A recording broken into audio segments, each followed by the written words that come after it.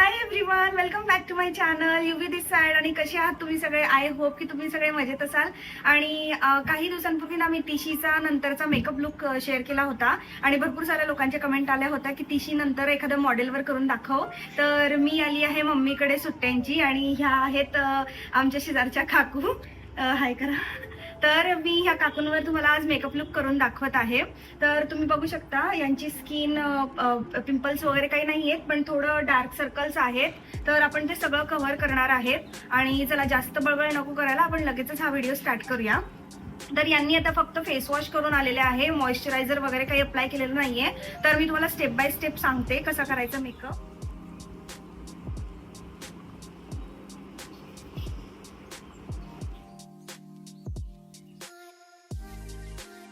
सर्वात आधी आपण हे मार्सच्या मेकअप रिमूव्हर वाईप्स यूज करणार आहे. तर काही डस्ट वगैरे असेल तर काही एक्स्ट्रा असेल तर निघून जाईल. तर मी हे अशा प्रकारे घेतलेलं आहे आणि छान फेस क्लीन करून घ्यायचा.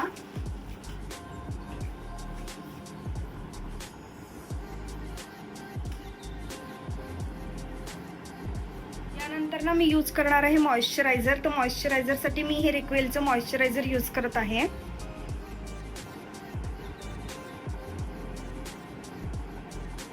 आणि छान पद्धतीने मसाज द्यायचा. मॉइश्चरायझर छान मुरवायचं स्किन मध्ये.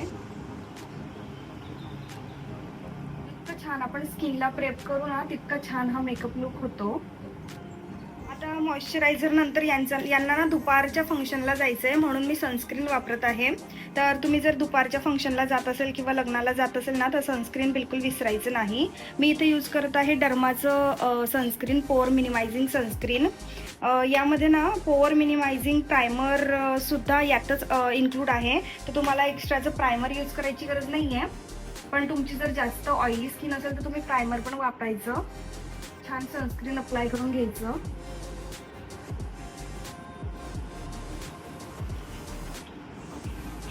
यानंतर ना मी बेस म्हणून लॅक्मेची ही लुमी क्रीम वापरणार आहे ॲज अ बेस.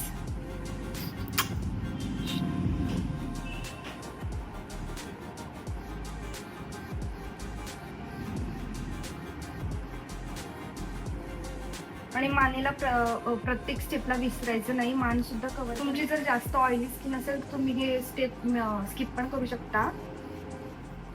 यानंतर ना थोडा वेळ थांबायचं म्हणजे पूर्ण बेस आपल्या स्किनमध्ये छान ॲब्झॉर्ब होईल आणि त्यानंतरच आपण मेकअपचे स्टेप्स सुरू करूया. तर थोड्या वेळ थांबल्यानंतर ना मी प्रायमर यूज करणार आहे. तर प्रायमर मी हे वापरत आहे पर्पलचं पोअर मिनिमायझिंग प्रायमर. जिथं जिथं तुम्हाला ओपन पोअर्स किंवा ऑइलिंगचा इश्यू आहे ना तिथं हे प्रायमर वापरायचं. आणि याला जास्त मसाज नाही करायचं, जस्ट अप्लाय करून सोडून द्यायचं. यानंतर ना आपण यांचे डार्क सर्कल्स वगैरे कव्हर करणार आहे. त्यासाठी मी वापरत आहे कन्सिलर. हे आहे इनसाइडचं प्रो कन्सिलर पॅलेट.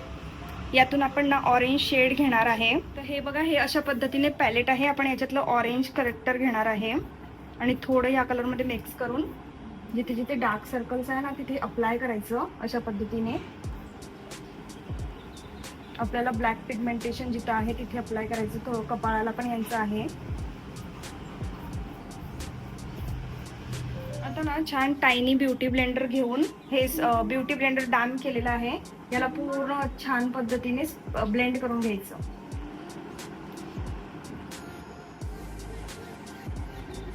आता सेम कलर करेक्टिंग पॅलेट मधून ना मी हा लाइटर शेड घेणार आहे आणि ऑरेंज कलर करेक्टरवर अप्लाय करायचा आहे. याने काय होतं ना सगळं ऑरेंजिश जो टोन असतो तो जातो आणि न्यूट्रलाइज दिसतो बेस. म्हणजे फाउंडेशन ग्रे नाही पडत नंतर. मग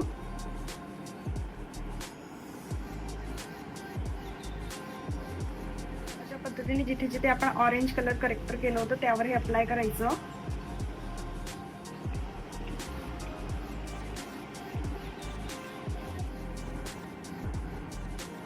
अशा पद्धतीने छान ब्लेंड करून घ्यायचं. जितकं छान आपण ब्लेंडिंग करू ना तितकं आपला लुक फ्लॉलेस दिसतो.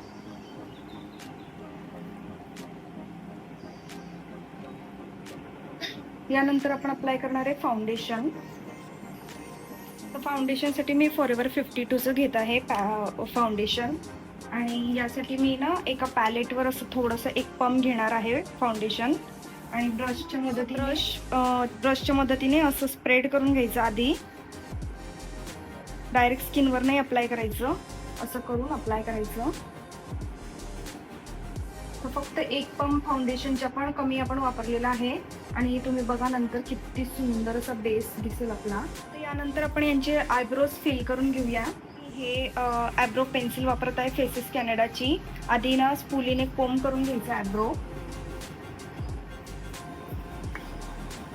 आणि एकदम लाईट हाताने असं ड्रॉ करत जायची आयब्रो.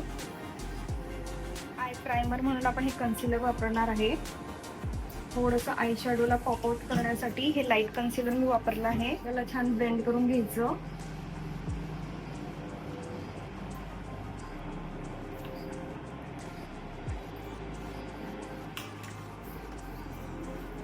आता आय शॅडोसाठी मी वापरत आहे हुडा ब्युटीची पॅलेट.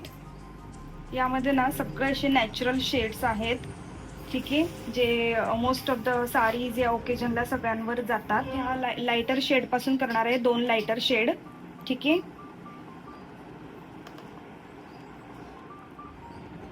आपण खूप मिनिमम आय मेकअप करणार आहे, जास्त टिशी नंतर ना असं छान मिनिमम लुकच छान वाटतो. तर मी असा मिनिमम लुक करणार आहे. तर ब्राऊन कलरचा जो शेड आहे तो मी सर्वात आधी अप्लाय करून घेणार आहे ट्रान्झिशन एरियाला.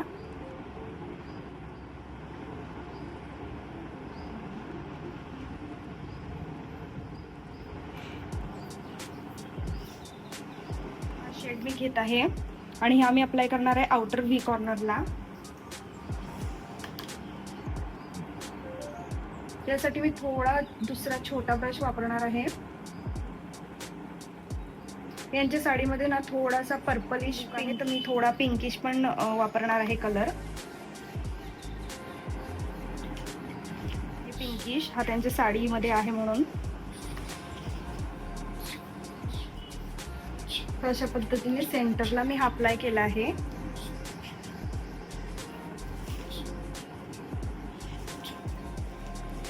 आणि लास्टला हा गोल्डन शेड मी घेणार आहे आणि हा इनर कॉर्नरला अप्लाय करणार आहे.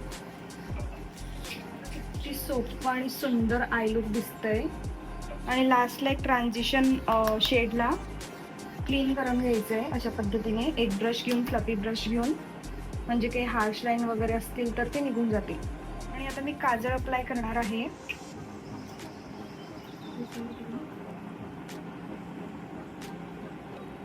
आणि आयलायनरसाठी मी लॅक्मेचं ही इन्स्टा आयलायनर वापरत आहे.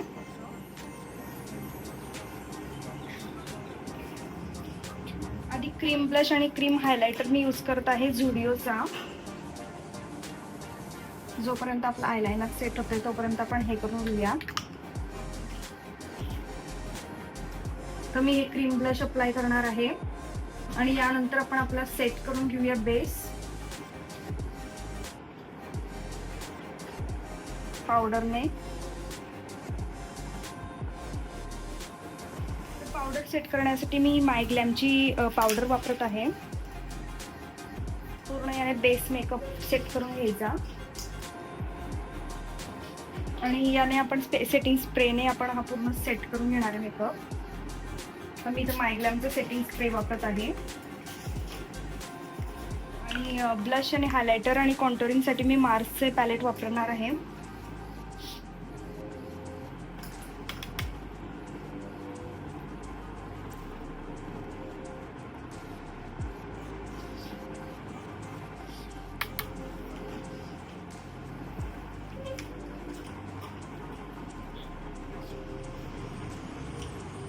आणि लास्टला हायलायटर.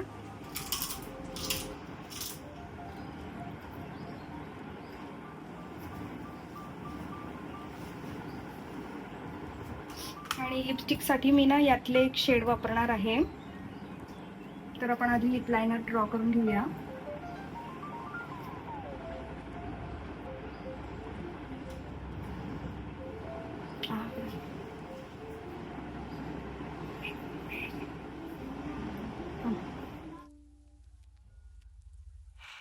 हा होता काकूंचा मेकअप लुक आणि तुम्ही बघू शकता किती छान मेकअप लुक झालेला आहे. आणि तुम्हाला जर मेकअप लुक आवडला असेल आणि कशा वाटतंय काकूंचा मेकअप लुक ते नक्की कमेंट सेक्शनमध्ये सांगा. आणि आपण भेटूया आपण अशाच नवीन मेकअप ट्युटोरियल सोबत नेक्स्ट व्हिडिओमध्ये. तोपर्यंत stay safe and stay happy. Bye bye.